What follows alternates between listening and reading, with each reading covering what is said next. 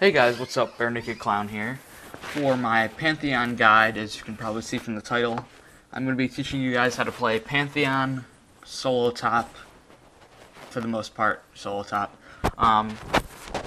For starters, Pantheon is a solo, or not, is usually played as a solo top, I guess, tanky DPS character, as you see me flash out of a gank, which I probably didn't have to flash out of. I like to build them a little bit tankier than some other people usually do. But first we'll start off with Pantheon's abilities. As you can see, I'll be throwing out a lot of his Qs, which is you just saw right there. His Q is a spear that you throw at enemies, and it basically is just target spell, and you target them and throw a spear at them and do his damage. His W is a stun. You jump on the target and you stun them. Well, yeah, whatever. You guys probably know about Pantheon if you're watching this video, so you probably know kind of what his abilities do. His E is Heartseeker Strike, which is he shoots out he shoots out spears, kind of. It's kind of a useful ability if you just need a little bit more damage and your auto attacks won't do enough. But its passive is very useful. Whenever an enemy is at lower than 15% health, you automatically crit them with every time you attack them. So that's from auto attacks, your Q, your E, anything. So that's very useful. So make sure you get a point in that sometime early.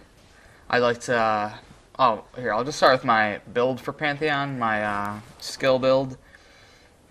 For Pantheon, I like to max my Q first, so I go Q, and then after that I max my E, and then after that I max my stun.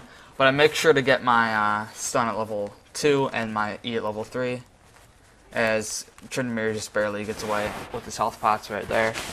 The key to playing Pantheon top is to essentially just harass your opponent down as much as possible. For my masteries, I have 2190, standard pretty much for tanky DPS, I guess, top. And as you can see, I get kill with the help of Jarvan on the Tryndamere top, which, if you're wondering, or since a lot of people have been asking me how to play against Tryndamere, and it's a very hot topic since everyone hates playing against Tryndamere, Pantheon is a very good counter because you can harass him down very easily and do a lot of damage.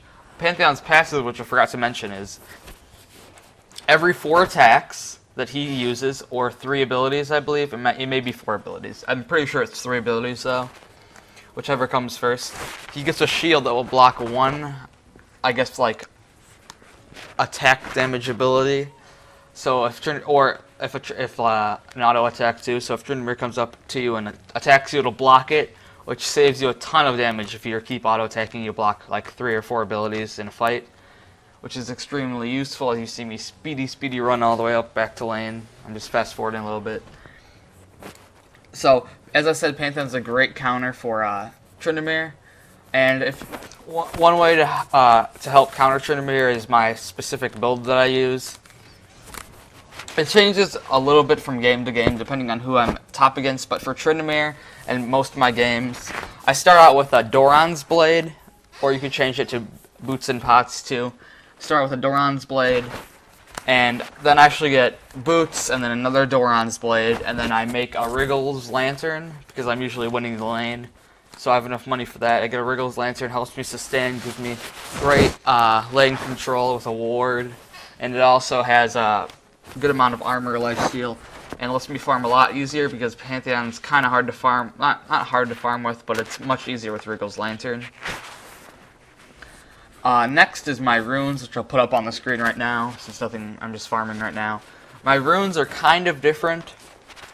I have Armor Pen Reds, Armor Pen Quintessences, and instead of having Armor Yellows like most people do, I switch it out for Mana Regen per 5 Yellows, and I have Magic Resist Blues.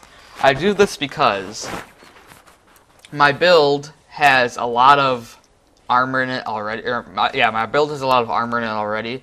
I get a lot of armor items, and my I get a lot of armor items because I get Ninja Tabby too. I forgot to mention that before. That's the boots that I get. And if I'm playing against an AP person top, so I can harass them down a lot. But if I'm playing against Tryndamere, I already have a lot of armor in my build anyways, so I put on a ton of I didn't put it on 10. As you see me kill Tryndamere right here, it was a very lucky play. He did not think he was gonna die, so he did not put on his ult.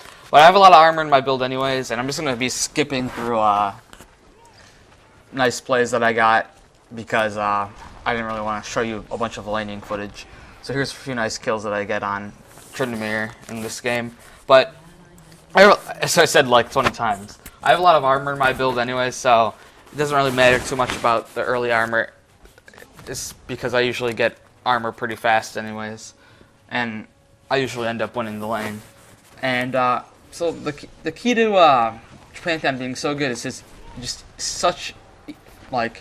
he has so much burst damage with his spear and his I get ignite on him and flash too. So with his ignite and just his early game poke damage is so strong right now. I don't know, a lot of people don't really end up thinking he's that great, but as you can see, I can just totally burst down Fiora right here. And if Tryndamere wasn't there, I might have been able to kill her. She's got tons of low health, and as you can see right here, I even get 3-man ganks as you see Malzahar come out of the bush.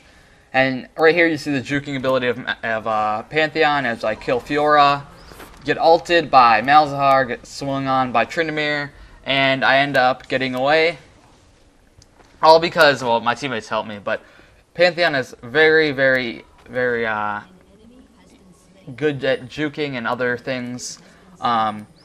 After I get my starting build that I told you with Doran's Blades, Ninja Tabby, and the Wriggles Lantern, I usually end up getting Warmogs, and then Atma's Impaler, if anyone was wondering, just for an added tankiness.